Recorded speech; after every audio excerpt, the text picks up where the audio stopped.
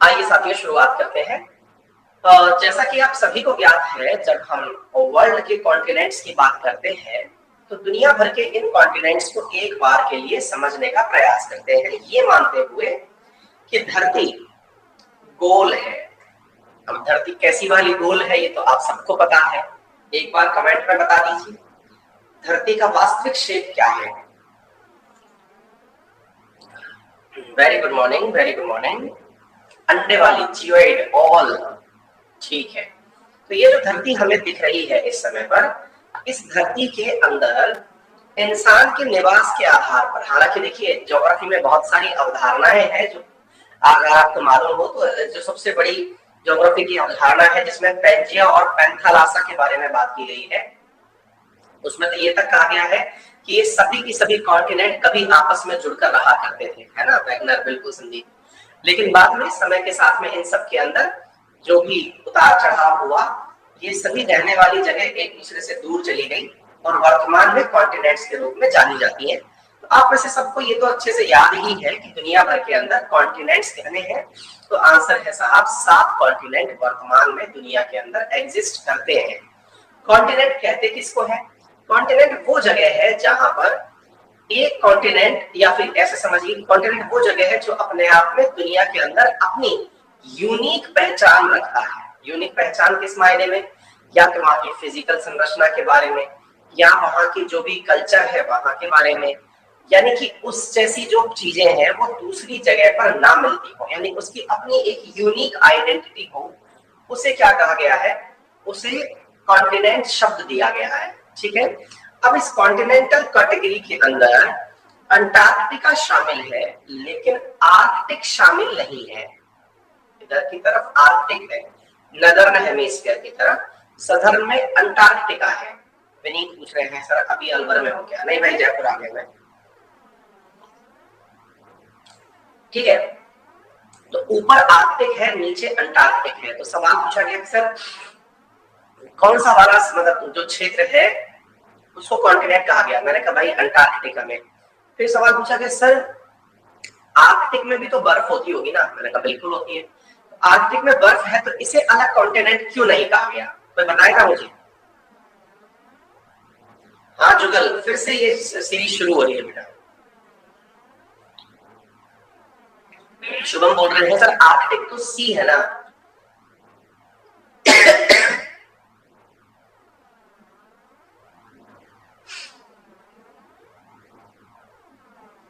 जयशंकर जासकरण लिख रहे हैं लाइफ एग्जिस्ट नहीं करती अंटार्कटिक में।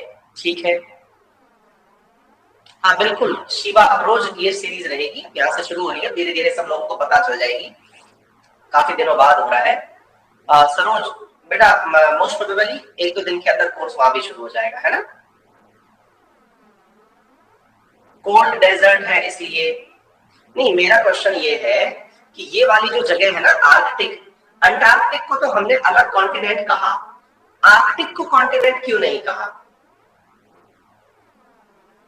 विशाल ने लिखा it's a part of some countries. बहुत बढ़िया, बहुत बढ़िया।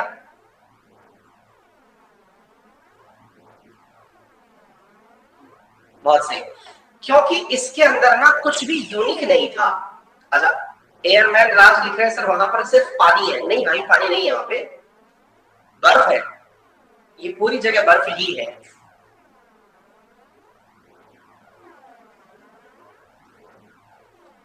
देयर इज नो एग्जिस्टेंस, मतलब समझिए असल में ये वाला जो क्षेत्र है ना इसकी कोई यूनिक आइडेंटिटी नहीं है। यूनिक आइडेंटिटी नहीं है से मतलब क्या है कि अंटार्कटिका जो कि नो मैंस लैंड के रूप में जाना जाता है, यानी कि यहाँ पर कोई भी इंसान निवास नहीं करता है, केवल और केवल लेबोरेटरीज है।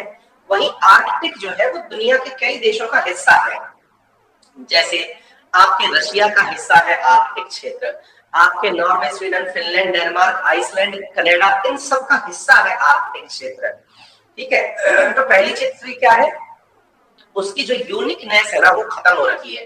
कहां कहीं पर तो वो एशिया के अंदर पड़ता है, कहीं पर वो यूरोप के हिस्से जैसा दिखता है, कहीं पर वो नॉर्थ अमेरिका के हिस्से जैसा दिखता है। कहने का अर्थ ये हुआ कि इसकी अंदर की जो अपनी पहचान है ना वो कहीं ना कहीं खत्म हो रही है। क्लियर हो गया? इसका मतलब ये है कि इसकी अपनी पहचान स्पष्ट नहीं है। लेकिन अंटार्कटिका अगर ऑस्ट्रेलिया वाली साइड से देखो, अफ्रीका वाली साइड से देखो, दक्षिण अमेरिका वाली साइड से देखो, सब तरफ से एक जैसा है, यानी कि इसकी यूनिकनेस प्रेजेंट है। अच्छा, रिसेंटली एक चीज प्रभात, बिल्कुल मैपिंग की क्लासेस फिर से शुरू हुई है, मैं मैसेज डाल ही देता हूँ ये वाला, है ना, ताकि बार बार आप लोग ये ना पूछें। मैपिंग की क्लासेस फिर से शुरू हुई है ना, कभी कोई ना कोई बालक जो है इस बात को पूछ ही रहे हैं। अच्छा, तो अब सवाल ये बनता है, बोले सर एक बात बताइए, मैं कमेंट बॉक्स में पूछना चाह रहा था कि भैया बताओ, एक रिसेंटली एक और कॉन्टिनेंट है जो सुर्खियों में रहा है, उसका नाम क्या है? मतलब इन 7 के अलावा, सौभाग्य, सौरभ, प्रदीप, बिल्कुल सही जवाब, जीलैंडिया, है ना। इधर की तरफ ये जो न्यूजीलैंड वाला हिस्सा है, इसके सामने की तरफ, इधर की तरफ एक कॉन्टिनेंट और सुर्खी में रहा, जिसका नाम बना जीलैंडिया। ठीक है ना, यानी वैज्ञानिकों ने इसे 8वां कॉन्टिनेंट कहा। अगर कोई भी इस प्रश्न को इस तरह से पूछे कि दुनिया में हाल ही में 8वां कॉन्टिनेंट चर्चा में रहा, तो उसका नाम आप जीलैंडिया बता देंगे। वैज्ञानिकों ने अपने अपने प्रमाण दिए, लेकिन किताबों में अभी तक कोई भी परिवर्तन नहीं हुआ है। ठीक है साहब, ऐसी स्थिति में अब जो बाकी है वो तो अब हमारे अच्छे से समझ में आ ही चुके हैं। सबसे दक्ष, अच्छा पहले मैं इस मैप को पढ़ना सिखाऊं, उससे पहले कुछ बेसिक बातों का एक बार पुनः रिवीजन कर लेते हैं। रिवीजन इस बात का कि इस धरती के गोले को पढ़ते समय अपनी सुविधा के हिसाब से इसे 2 भागों में बांटा जाता है, आइदर अप और डाउन और लेफ्ट और राइट, है ना। किसी भी चीज को मतलब आसान करने का हमारा तरीका यही होता है कि मतलब भागों में बांट दिया जाए ताकि आसानी से पढ़ना हो जाता है। जैसे मान लीजिए कि मैं आपको कोई टास्क दूं, आप खुद से हाफ वर्क डन को बहुत महत्व देते हैं कि हाँ भाई आधा काम हो गया। ऐसे ही मैं इस मैप को 2 भागों में बांट दे रहा हूँ, एक ऊपर की तरफ वाला भाग और एक नीचे की तरफ वाला भाग, या फिर एक राइट हैंड साइड का भाग और एक लेफ्ट हैंड साइड का भाग। क्लियर? ऊपर और नीचे के बटे हुए भागों को हेमिस्फीयर कहा गया, या फिर लेफ्ट और राइट बटे हुए भागों को भी हेमिस्फीयर कहा गया। ऊपर और नीचे, ऊपर वाले हिस्से को नदर्न हेमिस्फीयर नाम दिया गया। अब देखिए दिशाओं को एक बार के लिए हम फिलहाल समझ लेते हैं। ऊपर की तरफ नॉर्थ बोला जाता है, नीचे की तरफ साउथ बोला जाता है, राइट में ईस्ट बोला जाता है, लेफ्ट में वेस्ट बोला जाता है। ठीक है रश्मि बेटा, आपने पैसे नहीं दे रखे हैं फिर भी आपको दिख रही है, दैट मींस ये स्पेशल क्लास है ना। हाँ जी, तो इन दिशाओं को हमने 4 भागों में बांट रखा है, ऊपर नॉर्थ, नीचे साउथ, राइट में ईस्ट, लेफ्ट में वेस्ट। तो जो ऊपर वाला भाग है, अब कहां से ऊपर वाला भाग, मतलब किसको ऊपर वाला माने, इसको ऊपर वाला माने, इसको ऊपर वाला माने, इसको ऊपर वाला माने, किसको माने?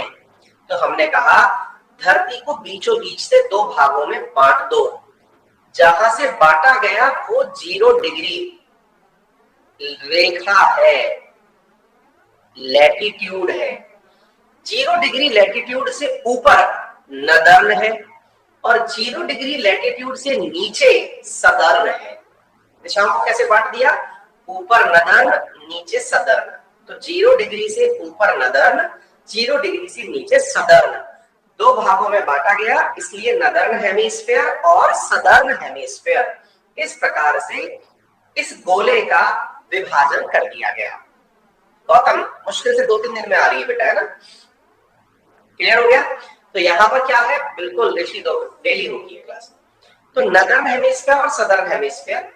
ऐसे ही पृथ्वी पर एक जगह पर 0 और लिखा गया है, वो ये रहा। और ये जो 0 है, ये 0 इसके भी रेस्पेक्ट में इधर की तरफ राइट हैंड साइड जगह है, इसको ईस्टर्न हेमिस्फीयर कहा गया। और इधर की साइड वाली जो जगह है, इसे वेस्टर्न हेमिस्फीयर कहा गया। क्लियर हो गया?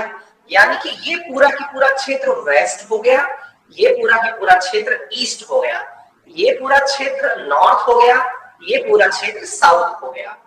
अब आपके दिमाग में एक सवाल बनेगा कि सर एक बात बताइए, एग्जैक्टली कोई हमसे यदि ये पूछ ले कि भारत कौन से हिस्से में है, कि भारत को देख करके कोई पूछ ले हमसे, ये तो दोनों हिस्सों में पड़ रहा है सर। मैंने कहा अगर कोई आपसे हेमिस्फीयर पूछे तो आप आंसर देंगे कि भारत नदर्न हेमिस्फीयर में भी है और ईस्टर्न हेमिस्फीयर में भी है, लेकिन फॉर प्रिसीजन हम ये बोल सकते हैं कि पृथ्वी के नॉर्थ ईस्ट में भारत एग्जिस्ट करता है। ठीक है ना, ऊपर नॉर्थ नीचे ईस्ट की तरफ भारत एग्जिस्ट करता है। क्लियर हो गया? उम्मीद है सभी साथियों को ये बात अच्छे से अब तक क्लियर हो चुकी होगी। चलिए एक बार के लिए हम इस पूरे की पूरे मैप को थोड़ा सा समझने का प्रयास करते हैं। अगर आप इसे ध्यान से देखें तो इसमें एक गोला है, जिस गोले को बीचों बीच एक लाइन से बांटा गया है। इधर देखिए, जैसे आपने देखा ये बीचों बीच अफ्रीका में से गुजर रही है, इंडोनेशिया में से गुजर रही है ना, इधर की तरफ ब्राजील वाले देश, ये जो है दक्षिण अमेरिका, इनसे गुजर रही है। पहले तो मुझे ये बताओ, ये जो लाइन हमने बनाई, ये लाइन किस चीज की है? लोहे के तार डाल रखे हैं या फिर प्लास्टिक के पाइप डाल रखे हैं? कमेंट बॉक्स में जल्दी से बताइए ये क्या है। आप चाहें तो पोल भी करा सकता हूं। ए लोहे के तार, बी प्लास्टिक के पाइप, सी अंडर सी केबल। हाँ जी, लीजिए 4 ऑप्शन है आपके सामने, बताइए कौन सा सही है।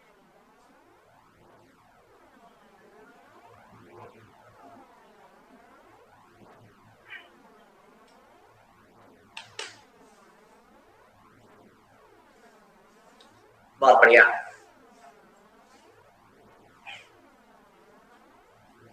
शानदार। हमें लग रहा था कि हम मजाक में पूछ रहे हैं तो कोई लोग जो है वो इसका जवाब भी मजाक में ही ले लेंगे, लेकिन भाई पता चला कि 47% जनता जो कि सो कॉल्ड अपने आप को समझदार समझती है, वो कंफ्यूज आ गई है। उनके हिसाब से, मेजॉरिटी के हिसाब से तो अंडर सी केबल है जिसके माध्यम से धरती को बांट रखा है। शानदार, मतलब मेजॉरिटी ऑफ दी जनता तो ये चाहती है कि अंडर सी केबल यानी समुद्र के नीचे तार डाल रखे।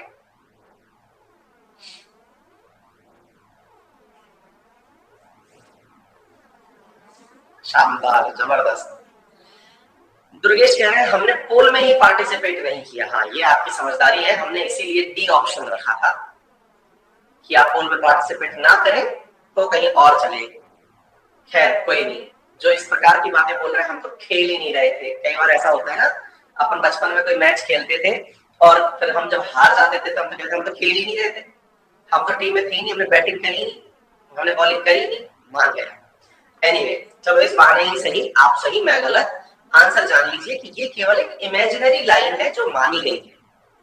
ठीक है, अच्छा, अब इस इमेजिनरी लाइन के इर्द गिर्द अगर आप बात माने तो इसमें ऊपर की तरफ इस इमेजिनरी लाइन से पृथ्वी का अधिकांश हिस्सा ऊपर यानी नॉर्थ हेमिस्फीयर में है और नीचे की तरफ साउथ हेमिस्फीयर में। चलिए आगे बढ़ते हैं।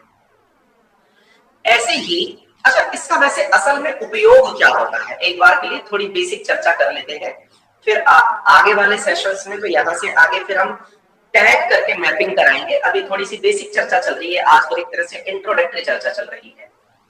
क्योंकि इस लाइन ने धरती को 2 बराबर भागों में बांटा, इसलिए इस लाइन को इक्वेटर कहा जाता है। इक्वेटर, क्योंकि इसने इक्वली बांट दिया है ना, क्योंकि इसने बराबर बांटा है इसलिए इसे इक्वेटर कहा गया। इसका सही मायने में उपयोग क्या है, ये क्या दर्शाती है, ये जो लाइन है इसका ज्योग्राफी में उपयोग क्या है? ये दर्शाती है कि सूरज की रोशनी अधिकतम जिस जगह आती है वो यही वाली जगह है। कौन सी वाली? इक्वेटर वाली जगह है। सर इसकी कोई विशेषता है क्या? बिल्कुल, इसकी तो अनंत विशेषताएं हैं, जिनमें सबसे बड़ी विशेषता ये है कि इस लाइन पर शाम को रोजाना 4 बजे बारिश होगी। मतलब दुनिया के सारे तथ्य एक तरफ और इवनिंग में बारिश होना एक तरफ, यानी यहाँ पर बारिश होकर रहेगी ही रहेगी। बोले सर जब धूप है तो बारिश क्यों है?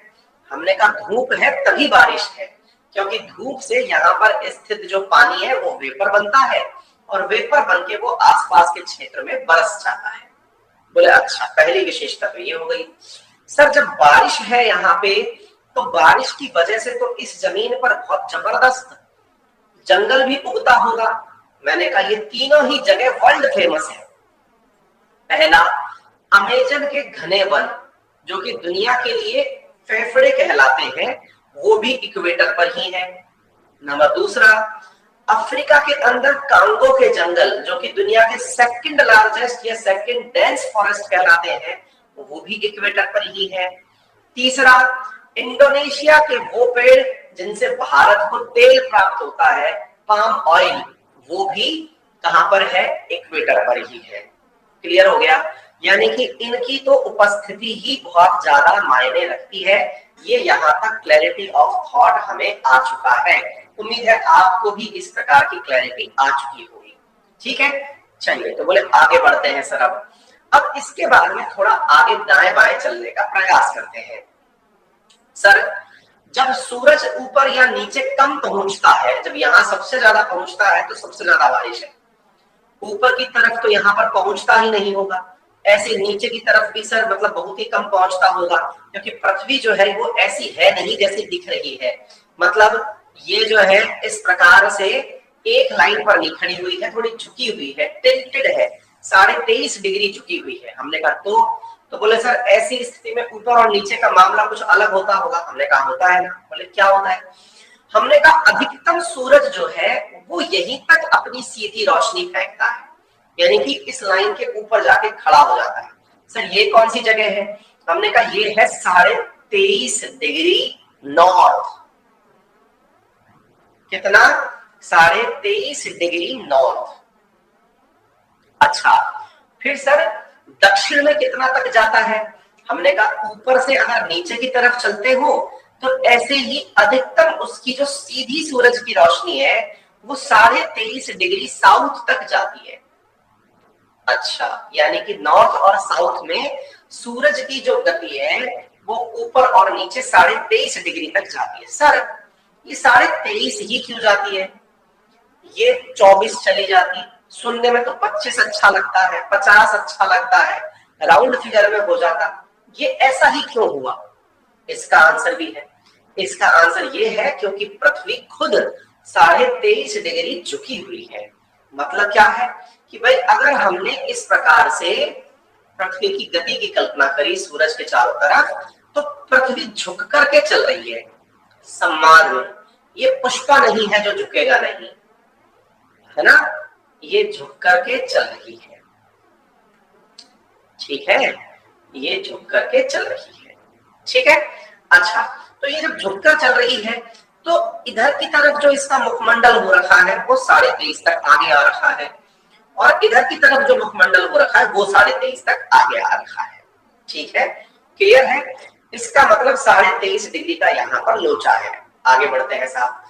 तो सर 23.5 जो ऊपर की तरफ है उसे क्या कहा गया? हमने कहा उसे शायद बीमारियों को ध्यान में रख करके कैंसर कह दिया गया।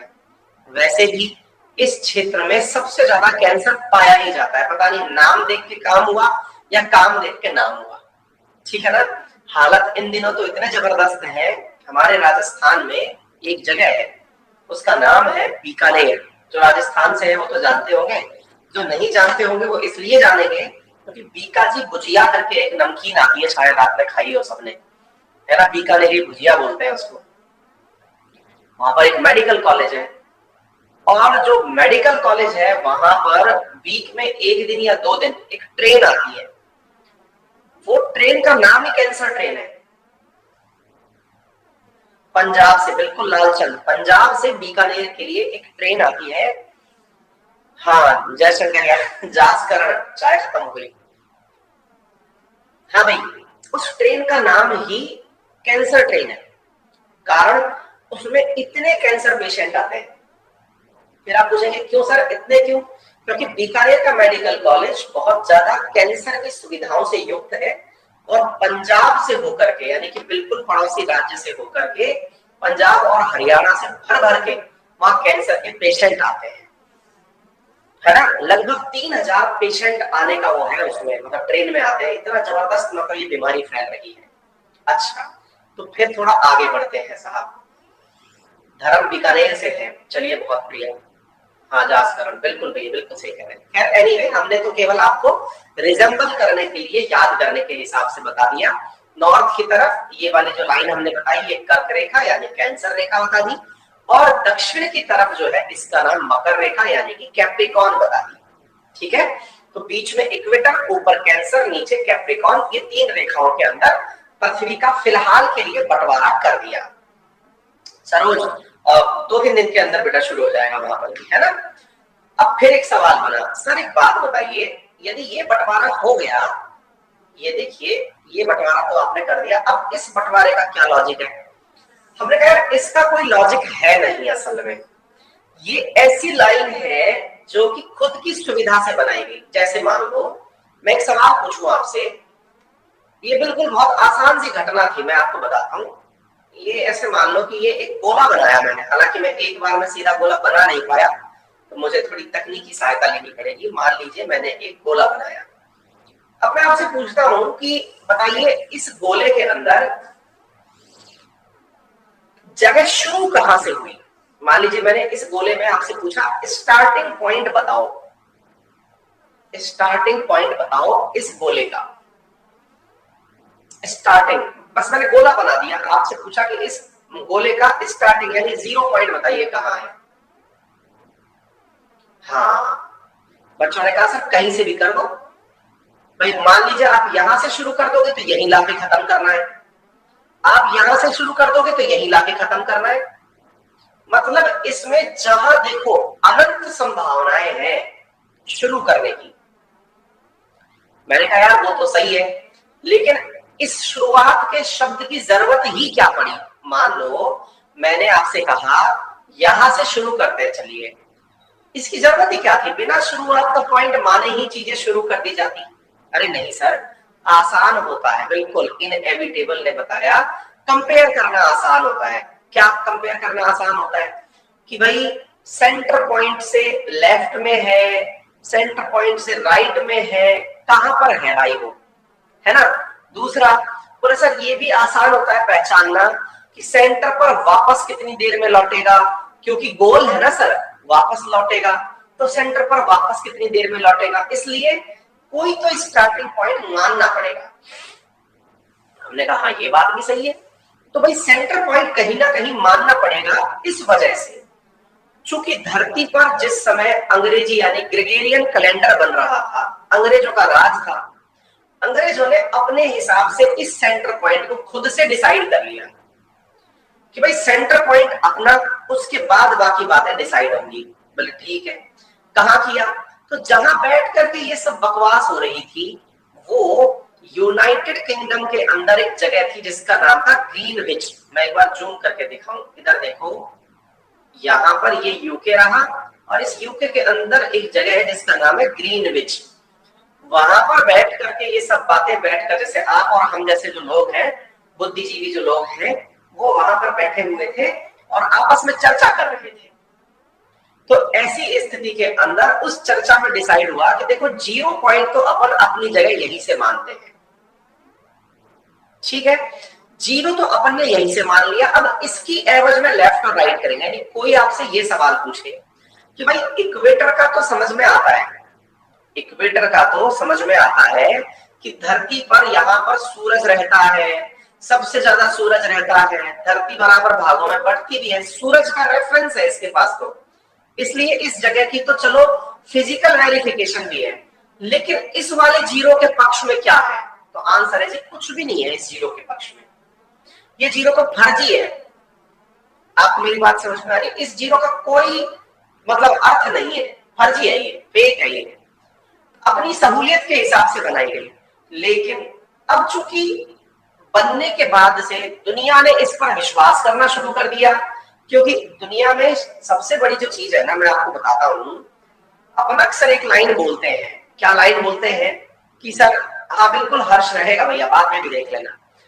इसके अंदर हम लोग अक्सर एक लाइन बोलते हैं, मतलब जीवन का एक फलसफा है कि हमेशा दुनिया उनके पीछे चलती है जो काम शुरू करते हैं। अदरवाइज शुरू करने के नाम पर तो लोग फॉलोअर्स ही बनते चले जाते हैं। नई शुरुआत करने में सबको बहुत जोर आता है।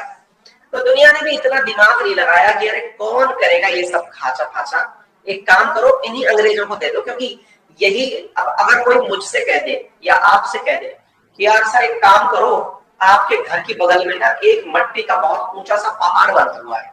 हमने कहा तो सर उसको खोद के देखो, उसमें कुछ मिल सकता है। मैंने कहा कारण क्या है? बोले उसकी बगल में नदी है ना। मैं पागल है, खोद के देखो, और कोई काम नहीं बचा। मैं खोद के देखूंगा, इतने में तो मुझे मनरेगा की मजदूरी में कितने ही हजार रुपए मिल जाएंगे। इतना मैं इस पहाड़ को खोदूंगा, इतने में तो मनरेगा की मजदूरी में क्या क्या मिल जाएगा। लेकिन अंग्रेज पागल होते थे इस मामले में। वो ऐसे ही पहाड़ों को खोद खोद के देखते गए, तो सिंधु घाटी सभ्यता निकाल दी, हड़प्पन सिविलाइजेशन, मोहनजोदाड़ो जैसी जगह निकाल दी। क्यूरोसिटी है। सर एक काम करो सर, आप कहां से आए हो? मैंने कहा भाई मैं इंडिया से हूँ। सर एक काम करो, मैं आपको ना कांगो है ना, कांगो। मैंने कहा हाँ। वहां पे कभी कोई राजा हुआ करता था? बोले हाँ। उसकी कुछ किताबें रखी हैं, आप जरा पढ़ो सर उसको और बताओ कि कांगो का असली राजा कौन था। मैंने कहा यार मैं क्यों पढ़ू कांगो का? मैं कहा पागल हो रहा है, मैं इंडिया का पढ़ लिया ना बेटा, आईएएस बन जाऊंगा। आईएएस वाईएएस बनो, पढ़ो लिखो, क्या बकवास कर रहे हैं कांगो कांगो। अगेन वही वाली बात कि मैं पढ़ लिया तो मेरे काम आएगा, ये कांगो किसी के बारे में पढ़ने का क्या मतलब। अंग्रेज लेकिन पागल होते थे। क्या पागल होते थे? उनको बड़ा इंटरेस्ट था भारत आकर के भारत की चीजों को खोजने के बारे में। यही कारण है कि आज जिस राजस्थान में मैं बैठा हुआ हूँ, उसके अधिकांश राजघरानों का इतिहास उन्होंने खुद से खोज के लोगों को दिया कि देखो आपके बारे में इतना कुछ जानकारी दुनिया में उपलब्ध थी, पढ़ो इसे। आप भूल गए बीच के काल में, इतना इंपॉर्टेंट था आपका ये शासन। इवन राजस्थान नाम भी हमको अंग्रेज देके चले गए कि आप तो राजाओं का स्थान है। एक विद्यार्थी कह रहे सर ज्यादा टाइम था क्या उनके पास? बिल्कुल, राहुल को जिंदगी जीने आए थे, नौकरी करने नहीं आए थे। हमारी जिंदगी आपकी और हमारी सबकी गुलामी करने में ही बीत रही। मानसिकता ऐसी हो गई कि हम नौकर ही पैदा हो गए, हम पैदा ही नौकर होते हैं। मतलब हमको कोई बधाई देना तो बधाई देते कोई ये कहे जैसे ना थ्री इडियट के अंदर बधाई हो फुटबॉलर हुआ है, बधाई हो डॉक्टर हुआ है, नहीं बधाई हो नौकर हुआ है, क्योंकि हम लोग उसी उसके हैं। ठीक है, अब इन लोगों ने, अब सोचो उस समय खाली बैठे बैठे कि यार नहीं यार, मतलब इस चीज का तो सही से समाधान ढूंढना पड़ेगा कि यार दुनिया को भागों में बांटना है और ऐसे बांटना है कि अपन यहां से बैठे बैठे सबको बता सकें कि तुम कहां हो, कितना देर में यहां पहुंचोगे, क्या होगा, सब होगा। राहुल कह रहे वर्क नहीं किया सर, उन्होंने लूटा है बस। हाँ ये भी, वो जो तुमको नौकर बनाने के लिए जो सिलेबस पढ़ाया गया ना, उसके अंदर लिखी हुई बातें हैं ये। ठीक है ना, अगर लूटा होता तो तुम्हारे सिलेबस में कुछ एंशिएंट इंडिया का पढ़ने का ही ना होता। ठीक है, ये सब बातें ऐसी हैं। चलिए, अब उन्होंने क्या किया, इस पूरी धरती को प्रॉपर तरीके से लाइनें खींच खींच करके बांट दिया। उन्होंने कहा कि ये पूरी धरती गोल अगर है तो एक काम करते हैं, गोले को बांटने के लिए 360 की लाइनें। हाँ, अब एक बालक आया और उसने लिखा कोमल मिर्जा, वो शोषण करने आए थे, इससे ज्यादा कुछ नहीं, उनकी तारीफ करना शोभा नहीं देता। मुसीबत पता है क्या है? हम में से बहुत सारे विद्यार्थी, बहुत सारे श्रोता व्हाट्सएप यूनिवर्सिटी के तहत ज्ञान प्राप्त करते हैं। उनको केवल ये भर दिया गया है अंग्रेज बुरे थे तो उनका विरोध होना चाहिए। लेकिन चूंकि व्हाट्सएप यूनिवर्सिटी से यूपीएससी पेपर नहीं पूछता है, यूपीएससी का प्रीवियस ईयर का पेपर उठा के देखिएगा, लॉर्ड कर्जन, जिसको लोग दुर्जन के नाम से जानते हैं, उसके बारे में यूपीएससी ने केवल एक चीज पूछी कि इनके द्वारा किए गए सकारात्मक कार्य बताइए। जिनको केवल दुनिया याद रखती है इसलिए कि उन्होंने बंगाल का विभाजन किया, उनके बारे में सवाल पूछा गया कि उनकी सकारात्मक चीजें बताइए। लॉर्ड डलहौजी के काल की उपलब्धियां बताइए। समझ रहे हैं आप? मुसीबत क्या है कि हम लोगों को केवल और केवल बुरा बुरा बुरा बुरा अगर आप सही मायने में क्रिटिक हैं, आप अपने आप को समझते हैं कि तारीफ करना शोभा नहीं देता, तो इन मोहतरमा को हम अपनी तरफ से निवेदन करेंगे कि तारीफ करना तब शोभा नहीं देता जब आपको उनकी बुराइयां और अच्छाइयां दोनों अच्छे से पता हो। वन वे अगर होता तो देश में उन्हीं का शासन होता, अगर वो अच्छे ही होते तो शासन उनका होता। ठीक है, हर किसी ने अपने काल में कुछ अच्छा और कुछ बुरा किया है। ये थोड़ी है कि इससे पहले की जो सरकारें थी, कांग्रेस सरकार जो थी या यूपीए सरकार थी, वो एकदम बुरी थी, नहीं। मनरेगा जैसी योजना दी गई जो कम से कम रोजगार तो लाई लोगों को, लेकिन कुछ अच्छाइयां कुछ बुराइयां हर सरकार की होती हैं। जो ज्यादा और ज्यादा बुरा हो गया वो हट जाता है, सत्ता परिवर्तन नियम है ये, ठीक है ना। चलिए आगे बढ़ते हैं। खैर कोई नहीं, आप अपनी जगह सही हो सकते हैं। मैं तो केवल इतना कहूंगा कि आपको पक्ष पता होने चाहिए यदि वाकई में एग्जाम की तैयारी कर रहे हैं, और केवल इसलिए आ गए कि ठीक है मतलब मोबाइल में नोटिफिकेशन आया चला के देख लिया, तब तो खैर बात ये हो गई। चलते थोड़ा आगे बढ़ते हैं। तो अब साहब इन्होंने पूरी गोले को पकड़ के 360 में बांट दिया, ठीक है ना। इन्होंने क्या किया, इस पूरे गोले को पकड़ करके, एक तो क्या है कि हमको भैया ये लाइन खींचना तो बिल्कुल भी नहीं आता है, फिर भी हम एक असफल प्रयास करते हैं। इन्होंने इस पूरे गोले को, जैसे मैंने एक ये लाइन बनाई, फिर हमसे हो ना पाएगा भाई, है ना, समझ जाना भाई कुछ तो है ना। मतलब इसके अंदर क्या, उन्होंने पूरी तरह से इसको बांट दिया।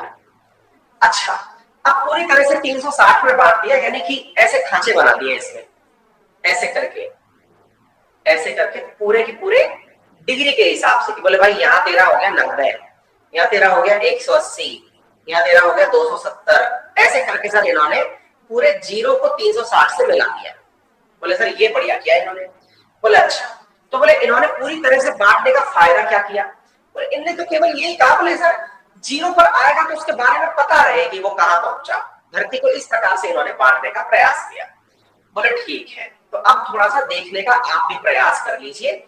ये रहा जीरो, और इसकी एवज में इन्होंने 20, 30, 40, 100 इस तरह से चीजों को बांटा, और दोनों को बांटते हुए इन्होंने ये जो अवधारणा बनाई कि 180 तक पृथ्वी को बांट दो।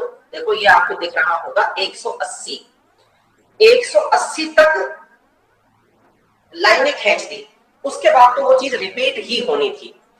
अच्छा, तो इस प्रकार से बांटने के बाद इन्होंने जो चीजें बनाई उसमें कुछ जर्नल परसेप्शन क्रिएट किए। क्या परसेप्शन क्रिएट किए, बोले पृथ्वी अपनी अक्ष पर जब घूमती है, बोले हाँ घूमती है, तो बोले एक चक्कर वो 24 घंटे में पूरा करती है। कितने घंटे में पूरा करती है, 24 घंटे में। यानी कि पृथ्वी अगर अपनी अक्ष पर घूम रही है तो एक चक्कर वो 24 आवर्स में पूरा करती है। बोले ठीक है, बोले ये एक चक्कर का मतलब क्या है। हमने कहा जो जीरो था वहां पर 360 डिग्री लिखा आ जाए, यानी बराबर चीजें वहीं पर वापस आ जाए, तो जीरो और 360 एक हो जाए, वो एक चक्कर है। यानी पृथ्वी 360 डिग्री का चक्कर 24 घंटे के अंदर पूरा कर लेती है। बोले हाँ, तो बोले इसका मतलब पृथ्वी एक घंटे के अंदर, 1 आवर के अंदर कितना चलती है।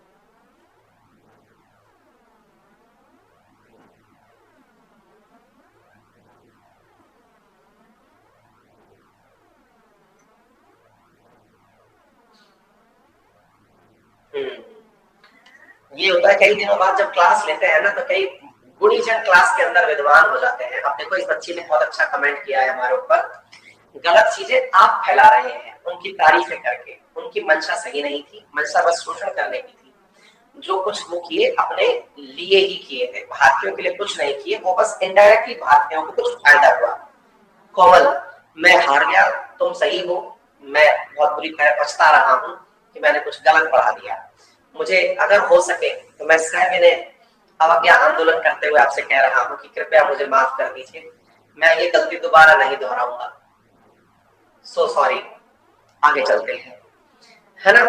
अब क्या है कि ये जो 1 डिग्री जो है, इस जगह 15 डिग्री। अब एक चीज को यहां पर समझने का प्रयास करिए, 24 घंटे के अंदर वो 360 डिग्री जो है चक्कर काट रहा है, यानी एक घंटे के अंदर 15 डिग्री। मतलब मुझे ऐसा फील हो रहा है कि कमल ने ये पता लगा लिया है कि मुझे अंग्रेजों की तरफ से पैसा मिलता है। हाँ हाँ हाँ, आई एम सॉरी कमल, तुमको कैसे पता चला?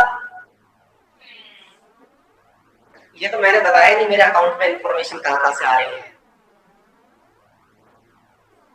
ओह माय गॉड, अब वो मेरी क्लास से जा रही है। कमल मत जाओ प्लीज, मुझे बुरा लग रहा है यार, वो छोड़ के भी चली गई मेरी क्लास। शिट मैन,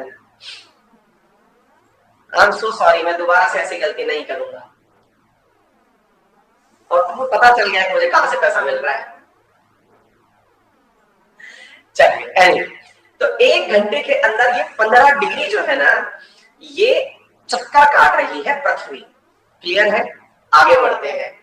अब क्या हुआ कि 1 घंटे के अंदर 15 डिग्री अगर चक्कर काट रही है, तो पूरी 24 घंटे के अंदर पूरी पृथ्वी के 360 डिग्रियों को खांचे में बांट दिया गया। पूरी पृथ्वी के अंदर 360 डिग्री के अंदर खांचों में पृथ्वी को बांट दिया गया। बोले इससे क्या फायदा हुआ? बोले इससे फायदा ये हुआ कि 360 डिग्री में अगर पृथ्वी बटी है तो अब वो असल में 360 डिग्री में नहीं बटी। तो बोले फिर, तो बोले वो असल में 1 घंटे के हिसाब से बट गई है। क्लियर है? मतलब समझ में आ रहा है? कहने का मतलब ये हुआ कि वो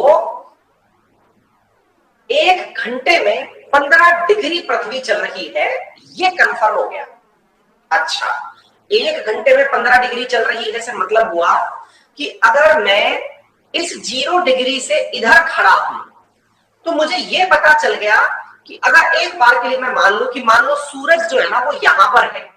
एक बार के लिए मैंने मान लिया सूरज की रोशनी यहां पर है ना, ये सूरज है, इसके सामने की तरफ जो है राशि मतलब पृथ्वी है, उसके ऊपर सूरज की रोशनी आ रही है, पृथ्वी गोल गोल घूमे जा रही है। अब पृथ्वी गोल गोल घूमे जा रही है तो 1 घंटे के अंदर वो 15 डिग्री मूव कर रही है।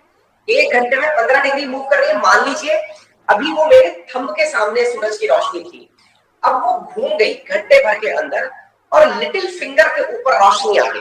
पहले कहां पर थी? थंब के ऊपर। फिर कहां आ गई? लिटिल फिंगर के ऊपर रोशनी आ गई। थंब और लिटिल फिंगर 15 डिग्री की डिस्टेंस पर है, मैं आपको समझाने के लिए बोल रहा हूं। तो मुझे अब ये पता चल गया कि मुझसे ये थंब 1 घंटे सूरज की दूरी पर है और टेक्निकली 15 डिग्री अर्थ की दूरी पर है। मतलब मुझे ये पता चल गया कि कौन सा देश कहां पर स्थित है। सही मायने में मुझे लोकेशन पता चलने लग गई। किसकी पता चल गई? लोकेशन देशों की पता चलने लग गई। उदाहरण के लिए इंग्लैंड से यानी कि इस यूनाइटेड किंगडम से भारत कितने घंटे आगे है? 5.5 घंटे आगे है। क्लियर? भारत कितना डिग्री आगे है? 5.5 घंटे आगे। मतलब ये हुआ कि भारत पे जब सूरज की रोशनी होती है तो उसके 5.5 घंटे बाद इंग्लैंड पर रोशनी होती है। सर भारत में 5.5 कैसे आया? मैंने कहा 1 घंटा इज इक्वल टू 15 डिग्री, 5 घंटे इज इक्वल टू 75 डिग्री। तो इसके बाद में 0.5, 5.5 घंटा बोला ना मैंने, इसका मतलब 7.5 और जोड़ दो, 7.5 और जोड़ दिया, यानी 7 5 12, यानी कितना हो गया? 82.5 डिग्री का डिस्टेंस है। ठीक है, यानी कि इंडिया जो है वो यूके से कितना आगे हो गया? 82.5 डिग्री आगे हो गया। क्लियर हो गया? समझ में आ गया? कहने का अर्थ ये है कि पृथ्वी को इस प्रकार से बांट करके इन्होंने बहुत अल्टीमेट काम क्या कर दिया। सॉरी, मुझे तारीफ करनी पड़ रही है इनकी, है ना। और भी मेरा कोई भाई बहन है जिसको भी बुरा लग रहा हो, लेकिन मैं मजबूर हूं कि मुझे अब जहां से सैलरी मिल रही है उनकी थोड़ी तारीफ करनी पड़ेगी। अंग्रेज मेरे अकाउंट में पैसा डालते हैं। तो मुद्दा ये है कि साहब इन्होंने एक शानदार काम क्या कर दिया कि इन्होंने पूरी पृथ्वी को इस प्रकार से घंटों के क्रम में बांट दिया, है ना, इधर से लेकर के इधर तक। यानी कि अब मुझे ये अच्छे से पता है कि सूरज सबसे पहले इस 180 डिग्री का सामना कर रहा है। अब 180 डिग्री का सामना कर रहा है और इस 180 डिग्री के बाद में 12 घंटे, अब 180 में 15 का भाग दे लो, यानी 12 घंटे, यानी 12 घंटे बाद यूके पहुंचेगा और यूके के 12 घंटे बाद फिर से यही पहुंचेगा। यानी सूर्योदय का देश यदि जापान है तो उस पर वापस सूरज की रोशनी 12 घंटे बाद पहुंचेगी। इस प्रकार से अर्थ को इन्होंने पूरी तरह से डिस्कस कर दिया। ये जो यहाँ पर 180 डिग्री पर हमने लाइन बनाई, इसे हमने क्या नाम कहा? इंटरनेशनल डेट लाइन, है ना। अजीत बोल रहे हैं नहीं सर आप कंटिन्यू कीजिए, आप सॉरी मत बोलिए। मतलब ये सीरियसली ले रहा है इस बात को कि सर सॉरी भी सीरियसली बोल रहे हैं। मैं बहुत दिनों से क्लास में नहीं आया ना, तो इसका नतीजा ये निकला कि बच्चे जो है ना वो मतलब एक तरह से हो गया ना, वो चीज जानना ही भूल गए कि किस व्यक्ति से बात कर रहे हैं। कोई नहीं, इनोसेंस है, समय के साथ इनोसेंस बढ़ता चला जाता है और ये आपके साथ नहीं अपनी पीढ़ी के साथ हुआ है। हम लोगों ने टीचर को छोड़ो, हम भगवान की मजाक बना लेते हैं, हम भगवान के ऊपर क्वेश्चन कर लेते हैं कि भगवान भी होता है क्या, ठीक है ना। तो टीचर को बहुत छोटी बात है, क्योंकि अल्टीमेटली अज्ञानता जो है ना, वो अज्ञानता, वो आपको मालूम है भगवान श्री कृष्ण के साथ शिशुपाल की जो कहानी है, शिशुपाल को वरदान प्राप्त था कि वो 100 बार गलती करेगा तो भगवान कृष्ण उसको माफ करेंगे, लेकिन उसकी जो चीजें थी वो इतना अंडर एस्टिमेट कर गया कि वो सामने वाले व्यक्ति की पावर को भूल गया उस 100 के काल में। यहाँ पर भी कुछ नए विद्यार्थी ऐसे हैं जिन्हें थोड़ा सा गलत फहमियों का साथ है। खैर कोई नहीं, धीरे धीरे जब ज्ञान आता है तो प्यार स्वतः ही चला आता है। फिलहाल के लिए इतना ही, कल यहाँ से आगे कंटिन्यू करेंगे, कॉन्टिनेंट्स के बारे में सीखेंगे।